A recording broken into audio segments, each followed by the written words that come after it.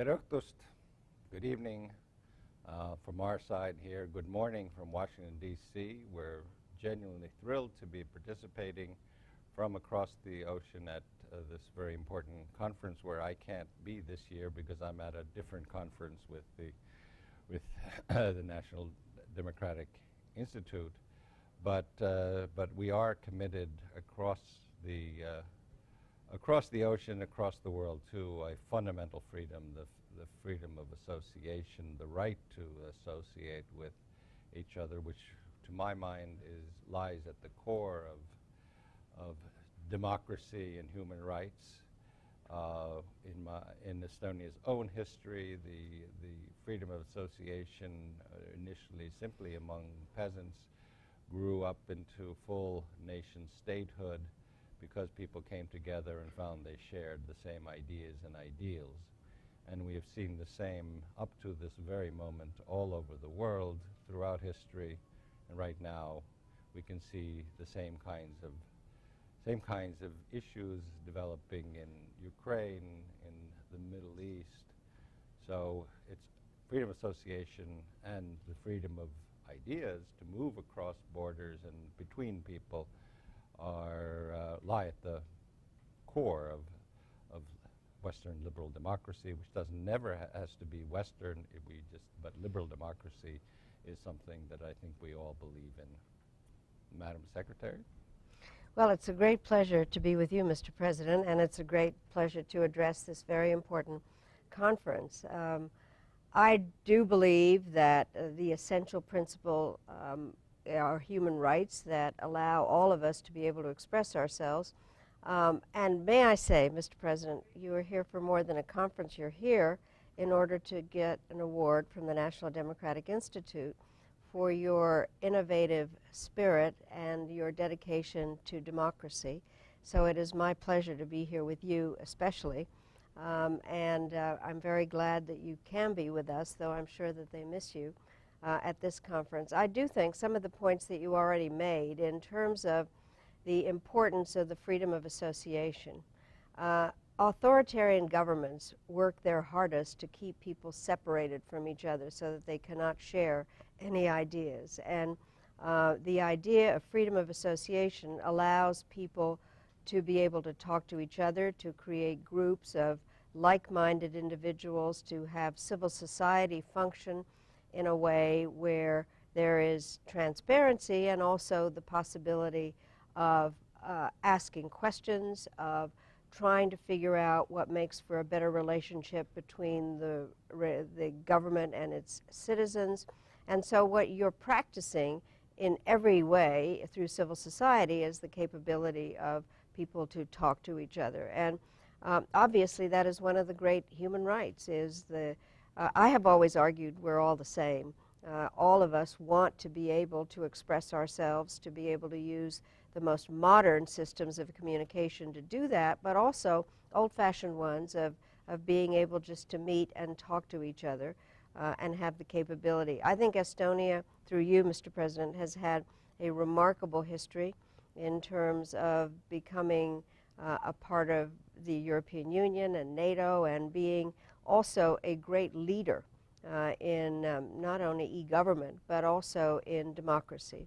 And as chairman of the board of the National Democratic Institute, I am so grateful to you for hosting National Democratic Institute activities in Tallinn now for the region, because you're wonderful hosts, and also because I think it does provide an example of what can be done when people that can associate with each other are able to promote democracy generally and provide an incredible example. So I'm delighted. I'm sorry that we took you away, but I'm not sorry that we have the possibility of giving you this award, because nobody is more deserving than you.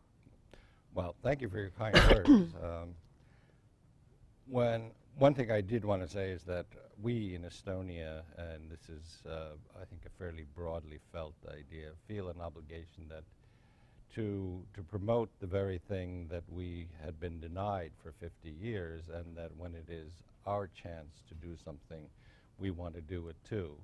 I know how important it was for us to know that people far away or living on the other side of the wall cared about what we were doing and helped us.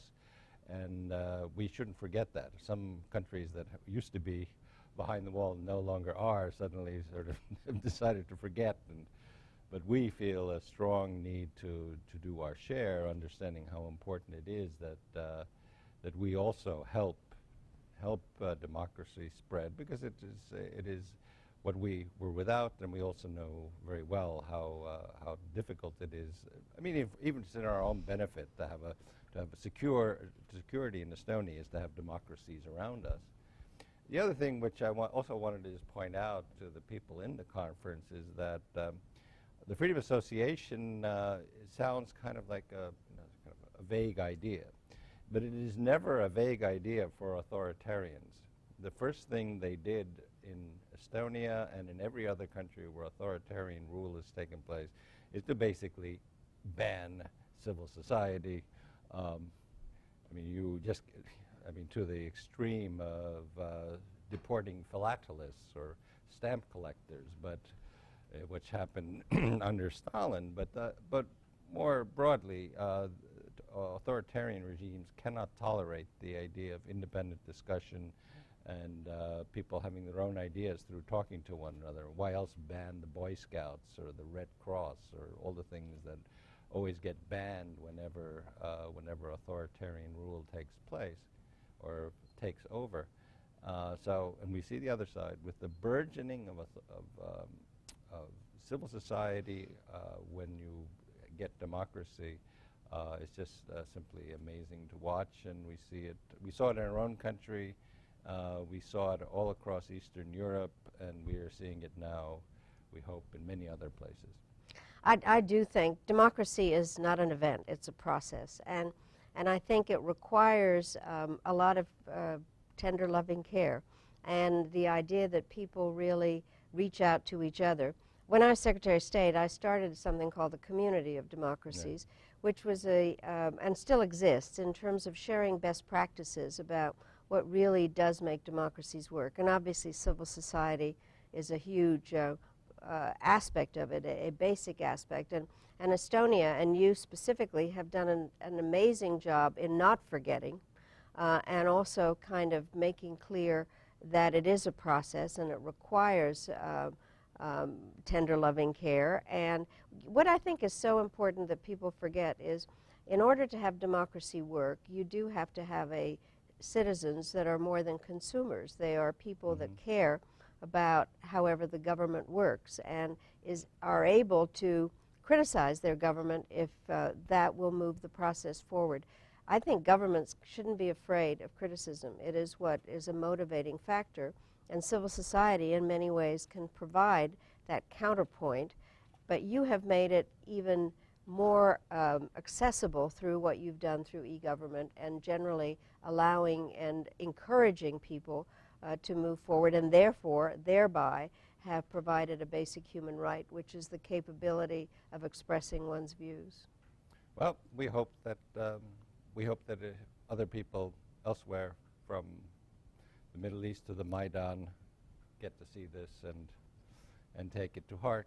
And I'd like to also thank the Institute in Estonia that I guess is another example of the fact that we've considered our duty to continue to stand up for the issues that we felt so strongly about back when we didn't have the fundamental rights and freedoms, and that we don't forget that how cherished they are and how much we need to safeguard them. Thank you. Thank you. Yeah.